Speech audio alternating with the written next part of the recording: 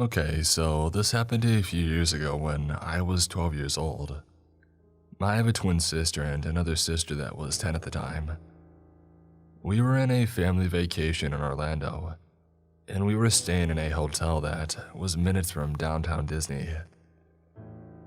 After having spent the day at Magic Kingdom, we went to downtown Disney, where many elevators were located. We took one. It was around 11 p.m., and this weird guy comes in with a creepy smile on his face. Immediately, my dad tenses up and looks at my mom, who also felt that something was wrong with him for a reason. The guy looks at my younger sister and asks her by her name how was her day and if she liked chocolate. When asked how he knew this, he answered that he overheard our conversation and wanted to be friendly. Weird, but no big deal. Afterwards, we start going back to our hotel and this guy keeps following us, offering us food, drinks, even wanting to offer us a ride to one of the best restaurants in town. And then my dad told him to screw off, but he wouldn't go. At the next street, we waited for the light to turn red and crossed the street running, hoping to leave him behind us. But the guy kept following us. We saw that he took his phone out, called someone, and 5 minutes later, I realized that a car was now following us. My dad is starting to talk about fighting him, but then we reached the hotel finally. Well, not so much. It turns out the guy had a room in our hotel too, and he started to ask us in an almost imploring way to go to his room, that he had cake and he would even pay us if we would come. We then called the security, and while they were verifying the man's identity, we went the heck away to our room. We never saw the man again, but dang, I just can't imagine what would have happened if we went, and what his intentions were.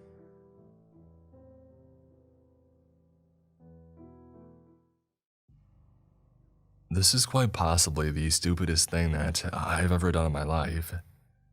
Early 2000s, I was in my late teens and was on my way to meet up with a coworker, Chris, to watch a movie at his apartment. I had been to his apartment once before. It was one of those huge apartment complexes where every single building looks the same. It was set out in a big rectangle, with a field up against it, meaning that there really wasn't any way to differentiate the buildings, except for numbers on them that were only visible during the day. I remembered that the last time I had been there, I had parked next to a huge boat. So I looked for a huge boat and I parked by it again. I texted him to let him know that I was on my way up, and then I went up to the second floor. I didn't bother checking the apartment number, and I banged on the door really hard, yelling, "Open up," in a deep voice. The door cracked open and all I saw was a half a face peeking out at me. Loud music was thumping and the whole apartment looked dark inside. "What do you want?" the guy mumbled. I never even considered that this was the wrong apartment, but I knew Chris had a roommate, and I hadn't met the guy yet, so derp, I thought this was him. I'm here for Chris," I said. "Who?" the guy asked. And then the door opened all the way, and another guy grabbed my arm. "He's right back here," he said, and he pulled me into the apartment. The music was really loud, and the whole place smelled. The lights were out, with a few strobe lights blinking here and there. I just remembered thinking, this doesn't look like his apartment. Did he move some furniture around? The guy who had pulled me into the apartment wouldn't let go of my arm, and he began pulling me towards the back. He grabbed a cup and tried to give it to me, but I wouldn't take it.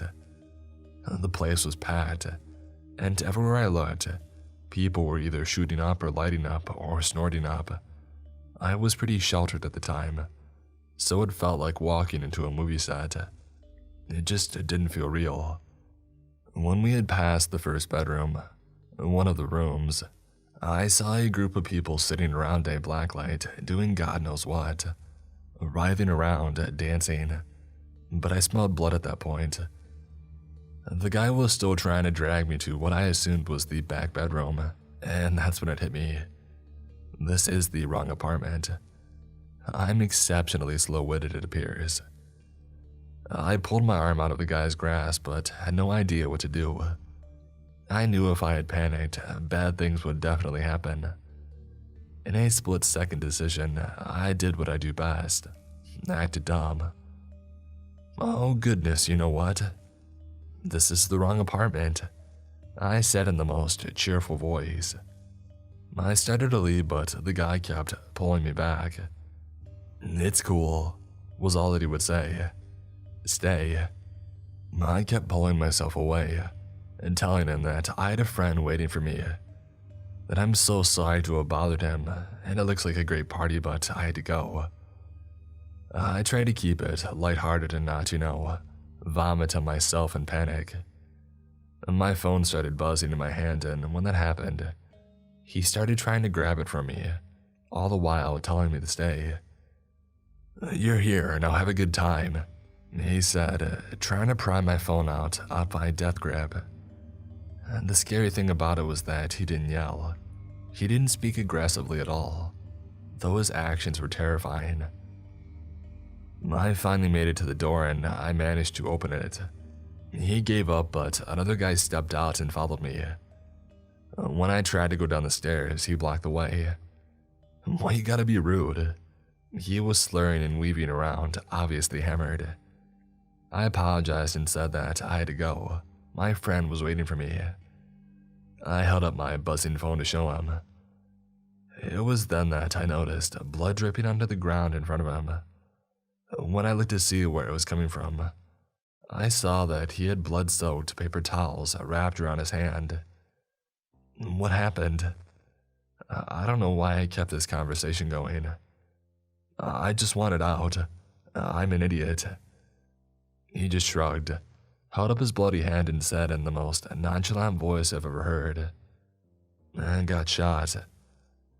Why don't you go to the hospital? I asked, and immediately regretted it, because he looked at me like I was stupid, which in fairness he wasn't wrong. Give me your number. You can come over here next time. He pulled his phone out of his pocket. I thought about giving him a fake one, but I wasn't about to push my luck.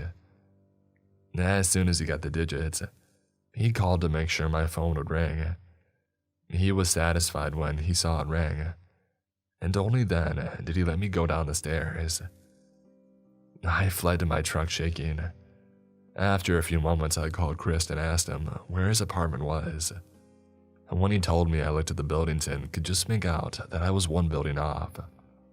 I had the floor and apartment location right, just not the building. I made it up to his apartment, looking behind me the whole time, and told him what had happened. At that point, I was trying not to get weepy. He helped a lot because when I finished telling him what had happened, he laughed at me. That was stupid, which it was, but at the time, it just made me mad. So I went home in a huff. We didn't hang out much after that. I know I keep throwing in there how stupid I was. I can't emphasize this enough. This was completely my fault for not being aware. It could have been completely avoided had I just used my brain. It was sheer luck that something worse didn't happen that night. The guy did call me several times and I never answered. He gave up after a while, but I changed my number just to be safe. I never saw him again. I hope he eventually got medical attention. Several years ago, when I was 25, I lived with, at the time, one of my best friends. Our friendship eventually started to dwindle, as it usually goes when you move in with a good friend, so she was rarely home. This night, however, she ended up staying at her place, heading to bed early. I was a server at the time, so I stayed up pretty late, usually watching YouTube and smoking pot. This night was no different than any other, except for the fact that my neighbors had tried to kidnap me. I'll go ahead and give some background info on my house and my neighbors. We lived in a 3-bedroom house with 2 bedrooms and the kitchen facing the crazy neighbors. They were a younger couple living in a smaller mill house.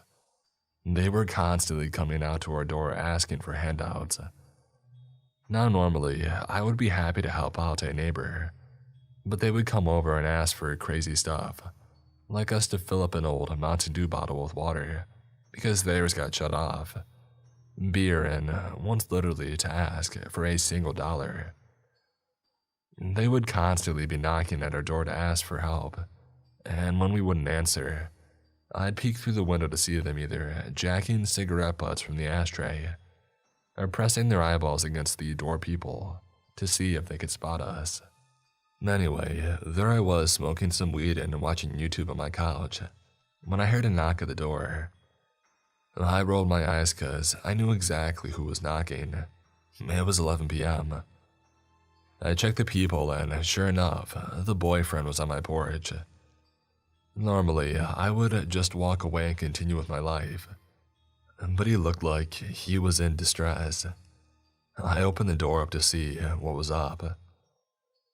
Hey, I just wanted to come over here and see if you would film my engagement. I got my girlfriend a ring here in my pocket and I need you to follow me to my backyard and film it for me. Baffled but curious, I told him congrats and that I would be out in a second.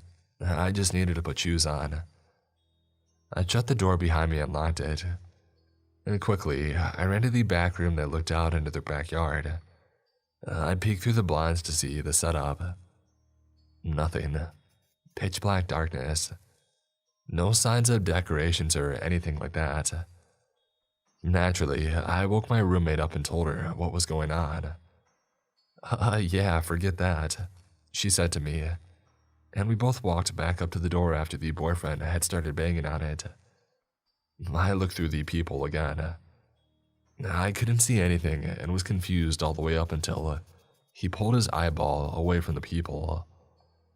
I quickly turned around and put my back up against the door. My roommate came running back to the door from her room, manning 2 wire hangers for protection. We both clung onto the hangers and sat up against the door until he finally left. We were so freaked out, but we wanted to make sure that we weren't overreacting. We went out to our back door and hopped into her car so we could do a drive-by. And they always had their front door open and also didn't have any blinds, so it was easy to see inside of their house. Slowly, we crept by in her car and peered into the living room. Sitting on the couch and all staring at the wall, they looked strung out. It was the couple and an older man. We sped off and ended up staying at a friend's house that night. I never answered the door for either of them again. One day I came home from work and an older lady was parked in their driveway. She walked up to me and got out of the car and asked if I knew where the neighbors were. I told her that I hadn't seen them for a while and she informed me that she was the owner. She told me that they were months late on rent and finally came to evict them. She entered the home to find it completely trashed, needles and garbage everywhere, holes in the wall, and literal crap on the floor. I told her that I was sorry to hear that she had to deal with all that, but I was happy that they were finally gone. I'm not 100% sure what was going on that night, but I'm glad I didn't follow him into the backyard. This happened a long time ago. I'm guessing back in 2006. And I can't have been older than 4 years old at the time, yet I vividly remember the fear I felt during this encounter. It was an early summer morning and the sun was up, but few people were out. In fact, these streets were practically dead that morning. My mom decided to take my sister, only 1 year old at the time, seated in a stroller, and I, to throw away some garbage at the garbage station. I might add that the garbage station is kind of secluded from nearby houses, bordering one of those deep, dark forests of eastern Sweden. Since I was only 4 when this happened, the memories from the incident had faded a lot. However, my mom remembers all of it. She says that upon entering the station, she immediately got an eerie feeling of being watched. I remember that feeling too. I felt creeped out, even though I didn't know why I was scared. I guess I could sense my mom's fear. Walking along that secluded garbage station, my mom suddenly stopped and told me this. Hold onto the stroller as hard as you can and don't let go, no matter what. That's my most vivid memory I have of this, and I don't think I'll ever forget those words. I'll at least never forget how they made me feel. It was as if my blood had turned to ice. I just froze. My mom sounded stern, but even a toddler can sense when someone's scared out of their mind. My mom was definitely afraid of something. The rest is just a blur. I don't remember much apart from the aforementioned, so I'll let the rest of the story be told from the perspective of my mother. This is the recollection of her experience, recalled to the best of my abilities, but in my own words. Not far from where we were standing, a truck was parked with a man seated in the front. Nothing unusual. A lot of truck drivers stop to rest by the side of the road. But this man was staring, and he wouldn't stop staring. He stared right at me, examining my body with the determined gaze of a predator. Gluing the 3 of us in his sight, he truly seemed pleased by the fear he had instilled on our faces. And his eyes, they were something else, almost as if they didn't belong to a human, but rather to a predator on the savannah. I felt like prey, stuck in the claws of a lion, and I couldn't move. And that's when he smiled at me. I remember that dead smile, those cold, calculating eyes, and the way that he licked his lips, almost as if to say, I could kill you all if I wanted to. I believed this was the point in time, into this strange encounter, when my mom told me to hold on to the stroller, to hold on tightly and not let go. My mom is a small woman, 160 centimeters, weighing only about 48 kilograms, and she could easily have been overpowered by the overweight man in the truck. My mom later admitted she was afraid he would jump out of the truck and knock her out, possibly assaulting her, or even taking me and my younger sister. We bolted out of there. We didn't throw away much garbage that morning. We just turned around and walked home as quickly as my mom could do with a stroller and a 4-year-old toddler at her side. We never talked about what happened that day, up until very recently. The incident has always lingered somewhere in the back of my mind, as that weird thing that happened when I was a kid. And every time I walk past that garbage station, I get a weird feeling in the pit of my stomach. As previously mentioned, this happened around 2006. Fast forward to 2008. The face of a 10-year-old little girl called Engla was printed across the front page of every newspaper in sight. She had been kidnapped and murdered, and the perpetrator was an overweight truck driver named Anders Öcklund, now known as one of Sweden's most infamous killers. Anders Öcklund was charged with the murder of Engla, alongside the murder of a woman named Pernilla. And he's also suspected of abducting another little girl who's still currently missing, making him more than one thing. My mom says that when she saw Öcklund's picture in the paper, when she saw those cold, familiar eyes, she knew that he was the creepy man from the garbage station that early morning all those years ago. Thinking how my mom or my sister or me, or all of us could have been his victims, that sends chills up my spine. Anders, even though you're behind bars, let's never meet again.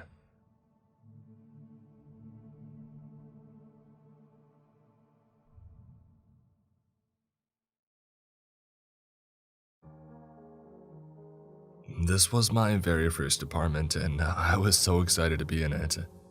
My freshman year, I lived in a dorm on campus, and before that, I lived at home with my mom, so I had never lived on my own before.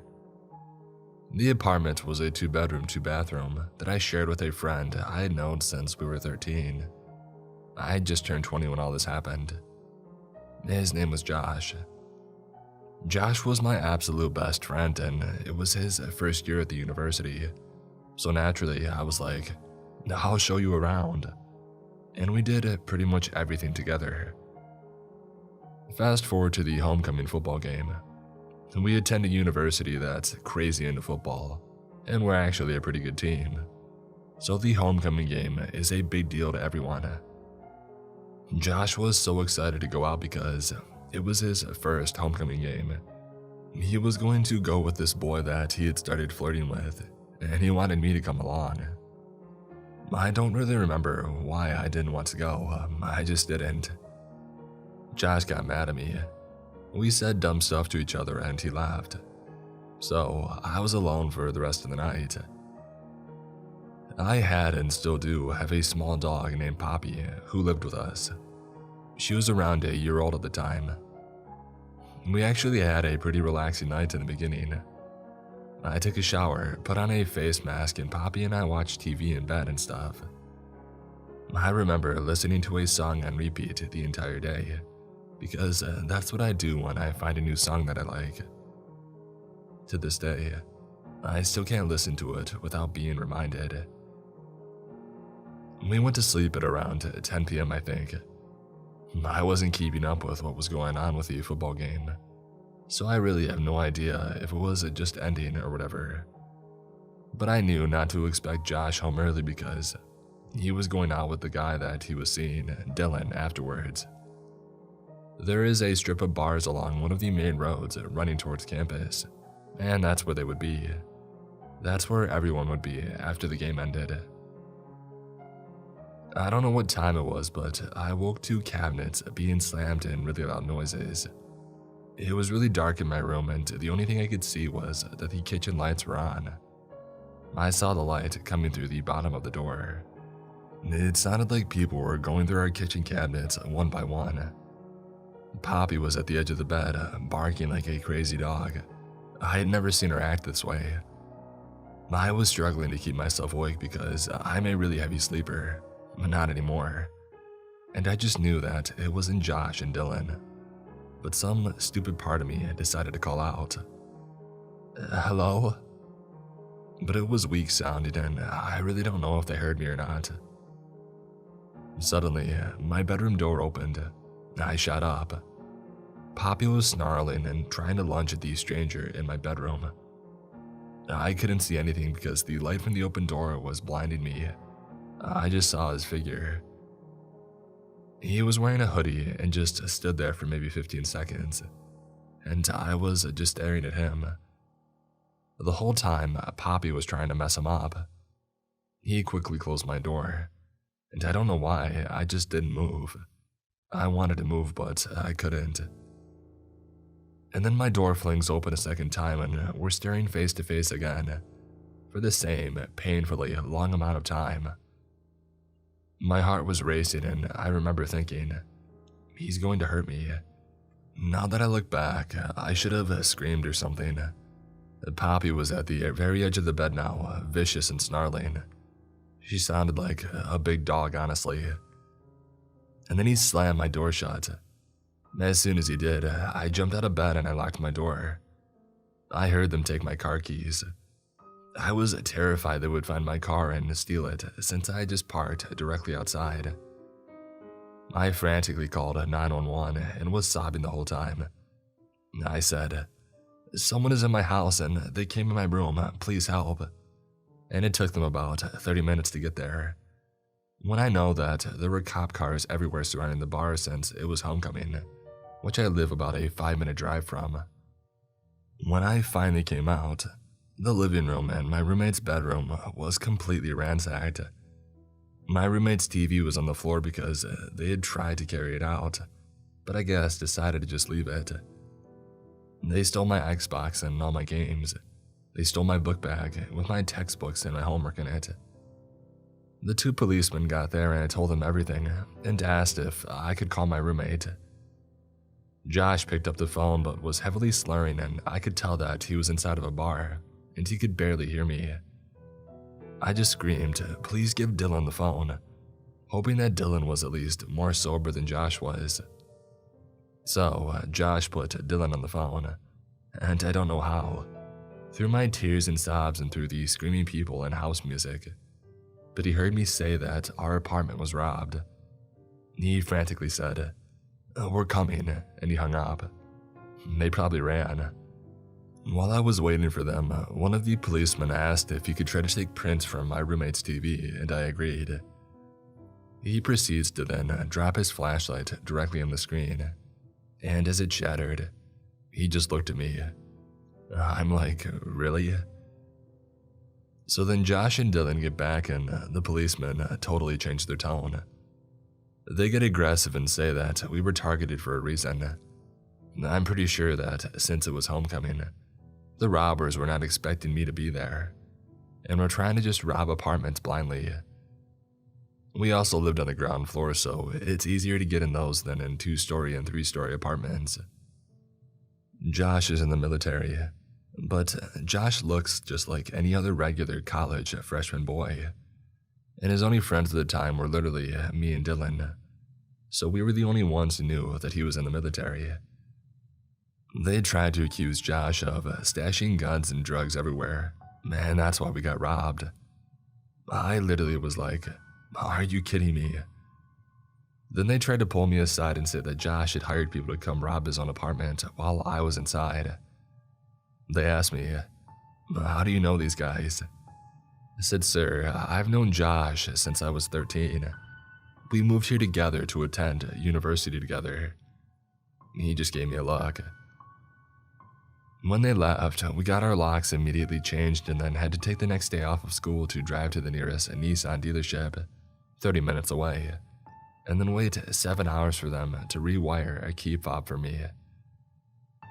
To the men who robbed me, let's not meet again, for your sake, because I'm older and angry and have defensive weapons now, and won't be afraid to kick your butt.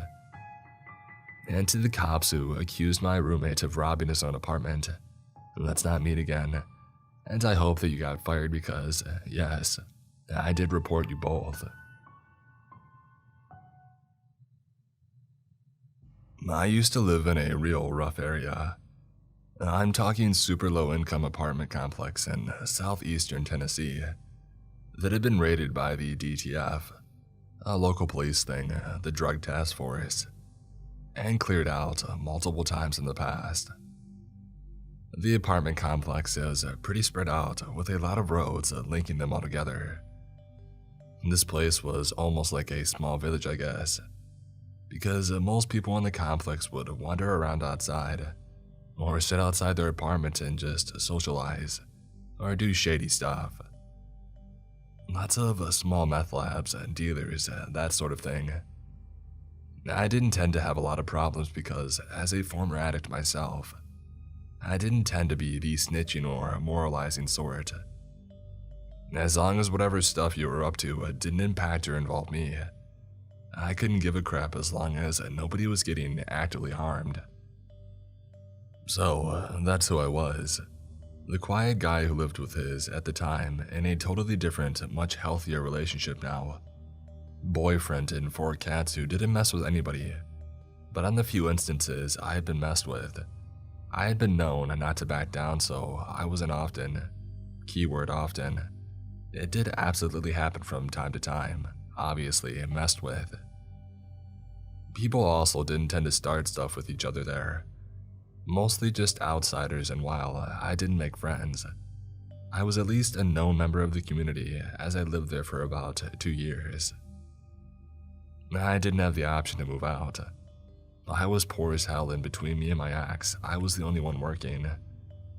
I was able to keep us and the cats fed and the bills paid, but that was literally it. And sometimes I struggle to do that, at least the bills part. I can't say any of us ever went hungry, even if what we were eating was very low bar. I drove a beat-up old 2001 Jeep Grand Cherokee at the time.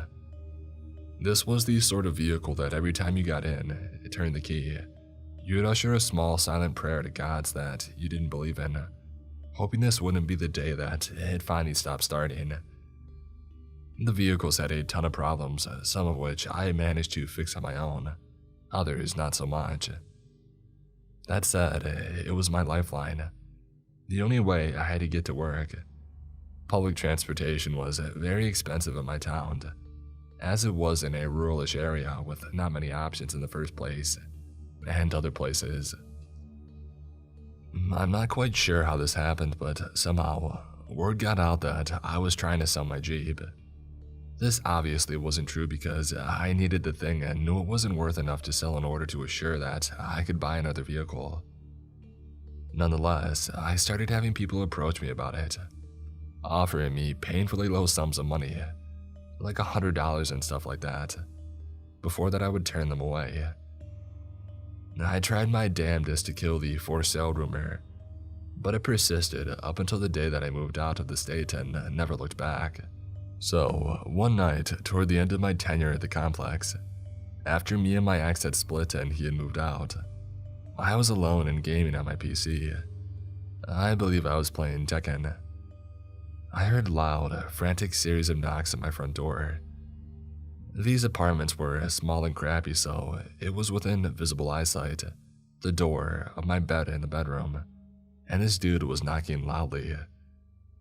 I get up, already sketched out because of the hour, grabbed a knife that I had, and I looked through the peephole. I couldn't really see anything because it was so dark, so I talked through the door. I asked who it was and what they wanted, in a commanding, almost aggressive tone because I wasn't trying to look vulnerable. For reference, I'm just under 6 foot, around 220 pounds and by no means small or weak. That said, I'm also not a one-man army or some kind of substantial badass. I'm as human as anyone else, and while I'm not one to run away from a fight, I'm not the idiot sort to run toward them. At least not anymore either. I heard nothing at first, so I asked again. Nothing again. I stood there trying to listen for a few minutes before returning to the bedroom, and a few minutes later, I heard the knocking start once again. This time, I went to my window to see if I could see anyone outside at all, and I saw several shadows lurking in my Jeep parked just outside.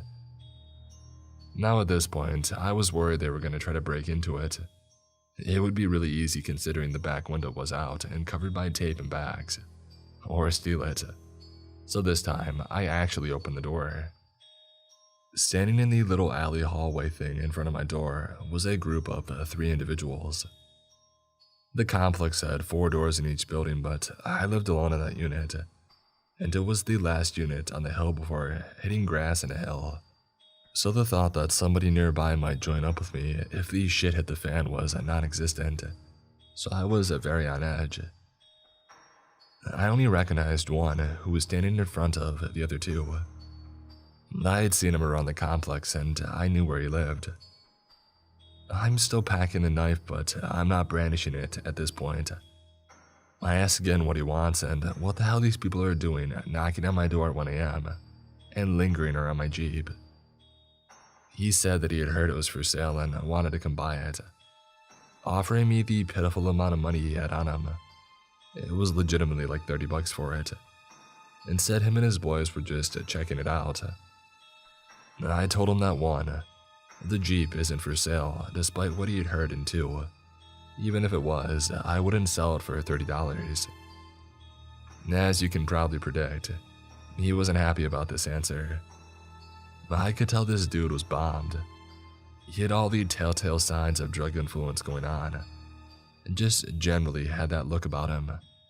Scabs, twitchy, malnourished with hardly any body fat, bloodshot eyes with constricted pupils, the whole shebang. He mouthed off something at me which was so slurred and accented that I couldn't really understand it.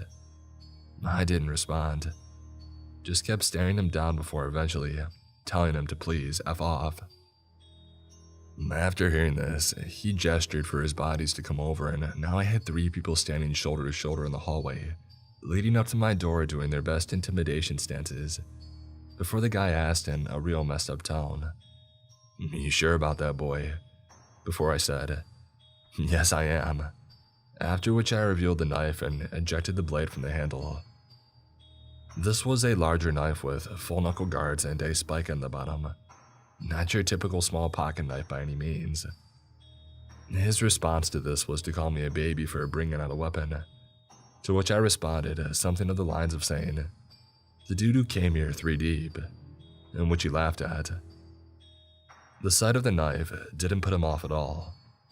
I guess he figured I'd be too scared to use it or that they could rush me before I got the chance.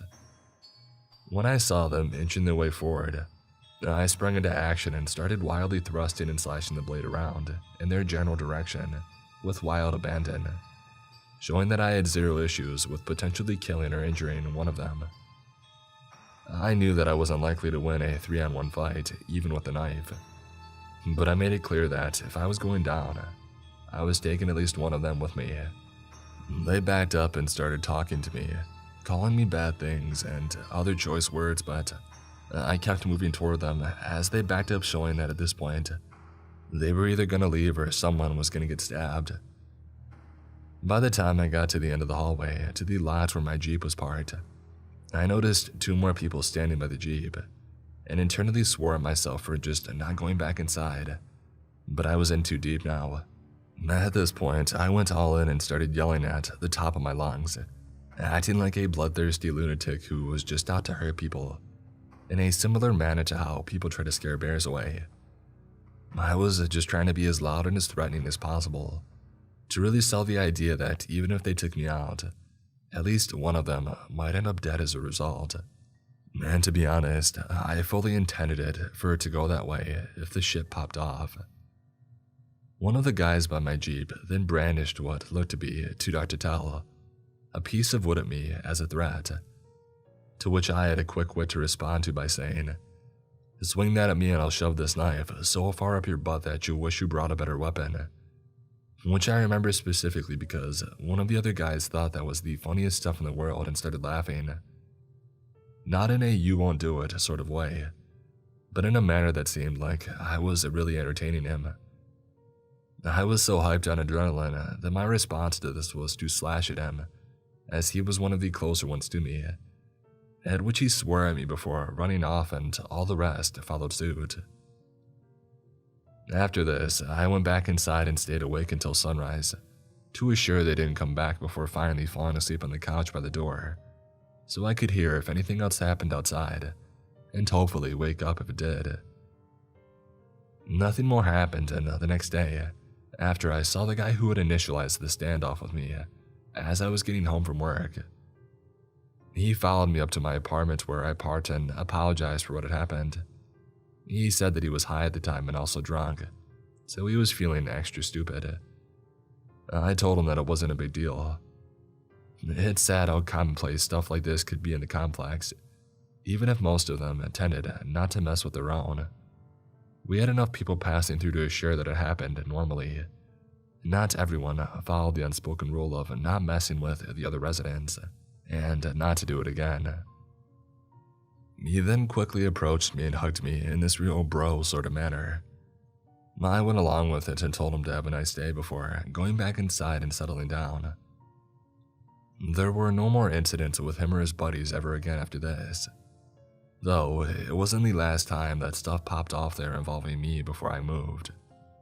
Just the last and only time with this guy and his friends. Even though I played it off as not caring, it was mostly just to avoid further conflict. So, to the whacked out meth head and his friends who decided it was in their best interest to intimidate me into selling my vehicle for like $30, let's definitely not ever meet again.